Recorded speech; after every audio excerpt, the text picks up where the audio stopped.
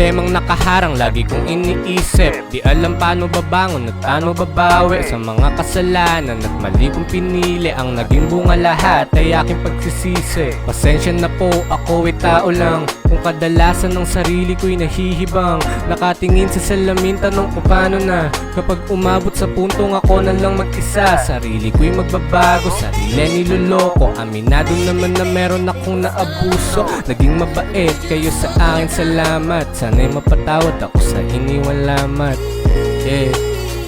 Patawarin ako sana. Patawarin ako sana. Patawarin ako sana. Pamilya pa lang, kailangan sa huli. Bakit ngayon ko lang naisip kung kailan ay huli na ang lahat? Sinusubukan ko namang magbago, kasi minsan ang isip ko'y di makatao. Babaeng gusto lang umibig, sinisigawan. Ang nag-alaga hanggang lumaki, sinasaktan. Babaeng gusto lang umibig, sinisigawan. Ang nag-alaga hanggang lumaki, sinasaktan. Panibagong araw na naman ng kalokohan, mga patagong tikem aking nakasanayan. Kala ko ay tama, yung pala mali. Minsan kailangan mo din pala na humindi. Ito aking natutunan sa kasalukuyan. Huwag magsinungaling sa taong sinusubukan kang ayusin buhay mo para magkakulay to. Kasi alam ko namang mahaba na ang sungay mo.